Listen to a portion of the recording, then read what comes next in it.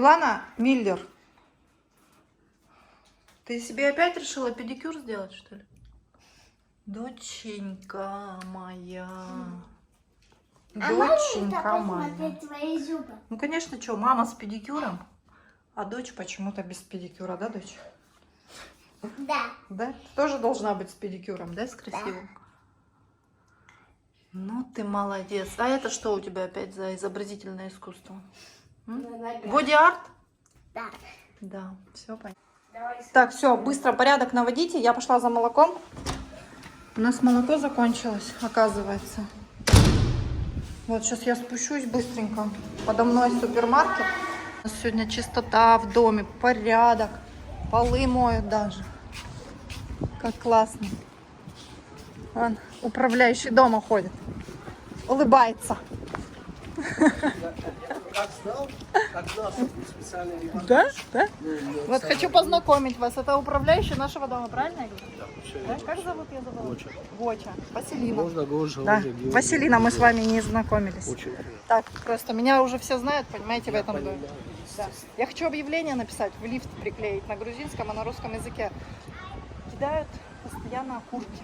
С этим прям как-то надо что-то сделать. Можно хоть на французском. Хоть на Если французском не человек полез. необразованный, Да? бескультурный, его Ну, может, все что-то научили. сердце тронет, понимаете, грузины и вообще может все быть. люди, они как-то же к Может детям быть. хорошо относятся. У меня просто дети, и вот это на голову сыпется, даже не то, что на террасе, понятно, что ее нужно закрывать, а просто ты Люди в идешь, элитном доме живут. да, а просто идешь Не и вот так, элитные. оп, и дети же, ну, люди с колясками ходят, и вот так вот, ну, просто как-то, хочу обратиться прям еще раз, ну, давайте люди будем как-то адекватнее. Да, и мусор тоже сюда не бросать, это уже 2 мешка сегодня вынес. Да, я прям видела, что сегодня у нас порядок наводят во дворе, постарался вызвать. прям Всё-таки. красота, все уже. Надо, понимаю, бычок от сигарет. Кока-кола, там и такие вещи. Да, это да, да. Просто чересчур. Вот, пошла я за молоком, с утра уже искупалась, пошла Молодец. Я еще кашки наварю детям. Кашки-маняшки. Да, да. Ну вот у нас получается под моим домом прям супермаркет. Гоча, значит. Гоча. Так, вот такой у меня маленький супермаркет прям под моей квартиркой. Кофе, молочка. Молочка, наверное, возьму вот такого. 3,5. 3,2. Яйца у нас есть. Вот там бытовая химия у нас даже. Здравствуйте.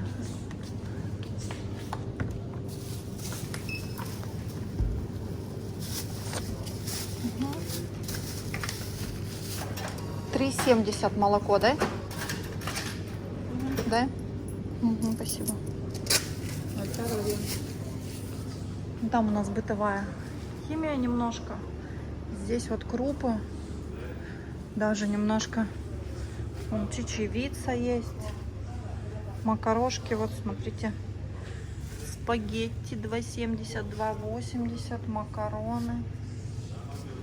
Конфетки. Здесь чуть-чуть виноводочная. Отдел. Консервы.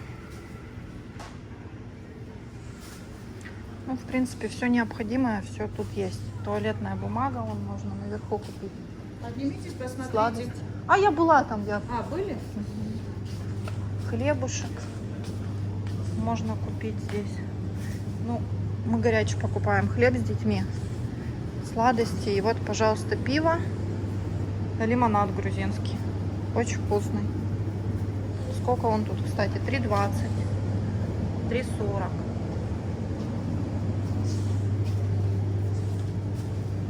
Масло.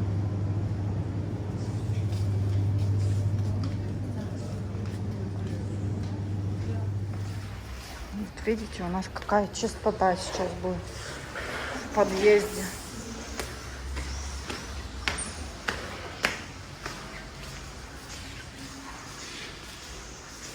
Вон народ уже с матрасами с моря идет. Вот тут бы еще порядок кто навел. Видите, все ходят и баночки складывают с мусора. Вот посмотрите, я покупаю вот такой геркулес, который варится 12 минут. Ну, то есть не 3-минутная варка, а вот 12. Вот такое молоко 3,2%. И просто чуть-чуть молочко с водичкой. Засыпаю Я вот это хлопья, обожаю. чуть-чуть сахарка, чуть-чуть сольки. И вот это самое И вот сейчас вкусное. чуть-чуть маслица еще. Масло получается 82%. И вот сейчас сделаем красиво. Все, и дети тут сами экспериментируют, да? С кашей, Матвей. Я улыбку делаю. Улыбку делаешь? Да. О, Милан, сделай улыбку тоже. Дочь. Милана, видите, у нас сегодня какая красавица, да? Да, Повязку. Любочки, вот это. Милана у нас дизайнер, видите, она из всего делает себе одежду. То есть девочка не пропадет никогда, как мама ее. Все время что-нибудь придумывала. В детстве одежды не было. Вот я думала. Все Мама, себе шила, посмотри. вышивала. Классно, сынок. Ну все, кушайте кашку, детки мои. Кашку-малашку. Вот такой у нас завтрак ягодный сегодня, да? Вкусная кашка, дочь? Геркулесовая с ягодой. Да, а мама просто ягодку ест. Наслаждаюсь. Мам, все. Давай, я тебя покормлю. Давай последнюю ложку за Настю. Открывай рот. Надеюсь, вы нас смотрите. Насте привет передаем. Бабушке передаем привет. Дяде Андрюше передаем привет. Владивостоку передаем привет. Давай рот. Молодец. И всем подписчикам. Кстати, у нас 2000 подписчиков. И сегодня мы будем покупать торт, потому что вчера что-то мы забегались, и 1000 мы отмечали прям весело, поэтому надо повторить. 2000 это круто, ребят. Прям. Спасибо за то, что вы у меня теперь есть. Так что будем торт сегодня покупать детям. 2000 свечек. Да? А мы будем его кушать? Конечно. Да? Значит, 2000 подписчиков у нас. Круто, Матвей. Видишь, мама стала ютубером у тебя. У нас Матвей все мечтал быть ютубером, а стала мама. Да, сынок? Так что надо мне помогать уже. Давай, осваивай программы обработки видео, iMovie, там все дела. Музыку качай. Мам, иди. Помощники мои. Мам. Опора моя и поддержка моя. Когда-то давно, в году, наверное, 2010, лет 10 назад, Это 5, у меня 6. я проходила курс у одного йога, Ну зато все который объяснял мне, как кушать так пищу, чтобы ощущать очень большую гамму вкусовую. И он мне давал виноградинку одну и заставлял, чтобы я сначала ее ощутила форму этой виноградинки во рту, потом немножко надавила, чтобы пошел сок. Это все надо делать медленно. То есть одну виноградинку, Матвей, меня учитель мой, йог, индус, Знаешь что? заставлял Это твоя. кушать, Это твоя. ну, минут 20. Можете себе представить? Одну виноградинку ты ешь 20 минут. Ты ощущаешь полностью вкус, все рецепторы включаются. И я что-то сейчас вспомнила, взяла в рот голубику. Как когда-то давно в медитации я ощущала вкус виноградинки. Вот так-то. Серьезные дела. С мамой происходили, с вашей. Да, сынок? Все, сынок, сегодня мы решили без игровой зависимости, теперь мы остались, да? Сейчас мы читаем много книг. Гарри Поттера мы любим очень. Ну и фильмы будем смотреть. Фильмы будем смотреть вместе. Так как у нас сейчас пока нет телевизора, мы на компьютере будем устраивать какие-нибудь просмотры каких-нибудь классных фильмов вместе с семьей. Вот. Никаких у нас не будет залипаловок игровых. Все дозировано. Понятно? Читаем книги, рисуем, учим грузинский язык. Как-то так. Вот. Сейчас Матвей позанимается. И пойдем на море все вместе. Да? А то уже месяц лета прошел, ребят. Уже месяц лета прошел. Надо наслаждаться. И это? Да, месяц лета уже прошел. Вот это! Да. Оно уже давно началось. Еще 2 месяца и лето закончится. Наступит осень. Давайте все вместе скажем подписчикам спасибо за то, что они нам 2000 уже подписчиков подписались. Давайте. Да. Иди, Милан, сюда. Вместе скажем. Мадлоба. Иди на каком языке? Мадоба.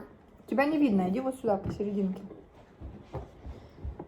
Ну давайте дожмем хоть до 3 Дорогие подписчики, Милана Миллер, Сысоев Матвей и, конечно же, Василина, их мама, мы вас благодарим и хотим вам сказать, так как мы в Грузии, что мы хотим сказать, дети? Мадлоба. Мадоба. Дети Мадлоба, Давайте. большое спасибо Смотрите, как мне за то, что вы с нами, за то, что вы нас смотрите. И еще у меня есть одна идея сейчас с Зауром Маргиевым, с историком Батуми, Как мне попалось. снять прям, попробовать снять сюжеты про Батуми, но в такой, как сказать, в художественной творческой интерпретации. То есть не чисто сухие исторические факты, что там в таком-то году вот здесь там жил-то тот-то, тот-то. Сделать упаковку такую сказочную. Ну, сказочную, но с историческими фактами. Потому что где-то, я так думаю, я еще не знаю, как это пойдет. Ну, для многих эта рубрика стала очень интересной, именно для грузин. Многие грузины мне пишут, что Василина, мы такого не знали, даже живя здесь, и когда мы тут родились, и мы не знали даже о таких фактах, которые вы нам говорите. Человек, который приехал, допустим, полгода назад, да, что я узнаю о Батуми, благодаря, конечно, Зауру Маргиеву. Я продумываю сейчас сценарий наших роликов. И так думаю, что в ближайшее время вот надо этот проект запускать уже, надо продумать, как это правильно сделать. Вот, так что, дорогие подписчики, вы напишите в комментариях под этим видео, интересно ли будет вам такой сюжет, потому что я хочу к этому подойти, так как я творческий человек, я хочу к этому подойти творчески. И насколько у меня получится эту информацию красиво преподнести вам. Я божья коровка. Так как я пишу книгу «Будущее», и в этой книге это фантазийная автобиографичная повесть про Велису, я описываю в своей книге, как будто бы я не тело, я душа, я путешествую по разным временным пространствам, телепортируюсь в разных мирах. И в данный момент я прохожу свой жизненный путь. И вот сейчас я, допустим, в Батуми. Я в Батуми, я в Грузии. Так сложилась моя судьба, что я здесь оказалась. И я описываю это все в своей книге. Девушка Велиса с 2 детьми путешествует и приехала в Батуми. Просто так интересно получается, что когда я летела в Батуми, я не изучала историю Батуми, да, древнего Батуми. И когда познакомилась уже с Зауром, очень символично то, что когда мы летели в самолете ночью, 4 часа утра, по-моему, было, дети у меня спали, я разбудила своих детей, и в иллюминатор самолета я сказала им: дети, это наш будущий город, здесь мы будем жить. Это наша гавань, потому что в наушниках у меня были беспроводные наушники, и я, в самолете, пока мы летели Москва, Минск, Батуми, я слушала одну песню, которая называлась, я ее потом в ролик вставила, переезд из Владивостока в Грузию, есть у меня такой ролик на канале, как мы переезжали. И там была песня «Найди свою гавань, и все будет хорошо». И у меня эта песня с этими словами, я летела в Батуми, в Грузию.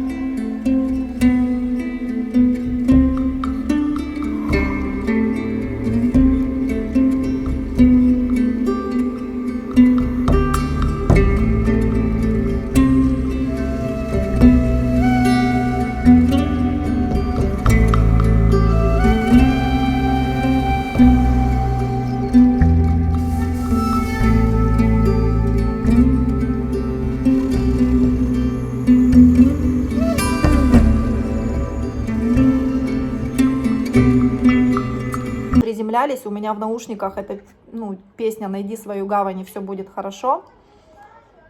И уже сейчас, почему символично, да, я не знала об этом. Сейчас я узнала от Заура Маргиева, что на самом деле город Батуми когда-то в древности назывался Батус. Батус в переводе это глубокая гавань, глубокая тихая гавань, понимаете? То есть я этой информацией не владела, и поэтому для меня это очень символично. Мы нашли свою пока гавань, мы не знаем на самом деле, и мне спрашивают, ты тут навсегда? Ну как можно говорить о том, что навсегда ли мы здесь? Мы предполагаем, а Бог располагает. Поэтому сейчас, пока мы здесь, мы встраиваемся в эту систему, в это общество, да, где-то какие-то там сложности. Ну, не без этого, ребят. Если эмиграция — это такой, действительно, я уже говорила, шаг серьезный, и не каждый человек на это способен. Всего 3% населения, есть такие статистические исследования в одном американском институте, где уже доказали такой факт, что к эмиграции способны всего 3% населения. Вы можете себе представить? То есть это не для всех людей уехать из того места, где он родился человек, где у него вся жизнь прошла. Вот. Но есть такие люди, которые путешествуют. Вот. Мне в какой-то момент захотелось поменять жизнь, действительно. Поэтому недавно я даже читала стих Анны Ахматовой. Я этот стих просто немножко трансформировала. И надо сейчас его вам прочитать. Сейчас я найду этот текст, я его наизусть не запомнила. Я просто перестроила немножко. Анну Ахматову, поигралась там с какими-то еще из разных стихов фразами. Но этот стих я подстроила под себя. Мама. Сейчас прочитаю его. Мое окно, распахнутое в небо, где птиц свирель, лазурный небосвод. Вдыхаю этот сладкий воздух и думаю о том, что меня ждет. Прошло 6 месяцев с тех пор, как в первый раз, переступив порог людского суеверия, решила ехать прямо на Кавказ, чтобы добыть там счастье и смирение. Чуть больше года о Батуми грезила моя душа. Туда, где воздух пьют глубокими глотками. Иду пешком по пляжу не спеша. Здесь все мое, я счастье трогаю руками.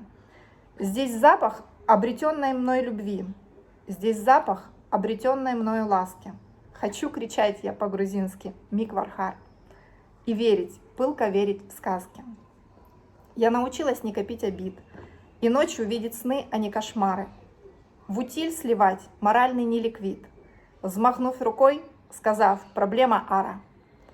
Я научилась мелочи ценить, переходить на красный свет дорогу, а вечером без повода звонить соседке Нане, чтоб спросить «Рашвеби Гога». Я научилась здесь людей любить, к ним относиться, относясь как к сестрам и как к братьям, смешные хвостики Милане заплетать и кеды надевать с вечерним платьем. Молитвою за все благодарить и радоваться каждому рассвету. Я научилась просто мудро жить. Мне не дано судьбою разлюбить тот лучик солнца, брошенный на плечи, и тот язык, бывает, время лечит. Тебе спасибо, Грузия, за это. Эй, бывает, Вот такая я немножко сентиментальная. у меня волосы. Вот такие стихи. Кто-то к нам пришел. Открывай. Лия, наверное. Давай убираем со стола все. Ой, какая принцесса здесь живет, Вот. а я не знала. Пришел наш любимый педагог. Лия, все, мы быстро убираем нашу ягоду, нашу кашу и начинаем заниматься грузинским языком. И английским языком. И английским языком, сказала Лия.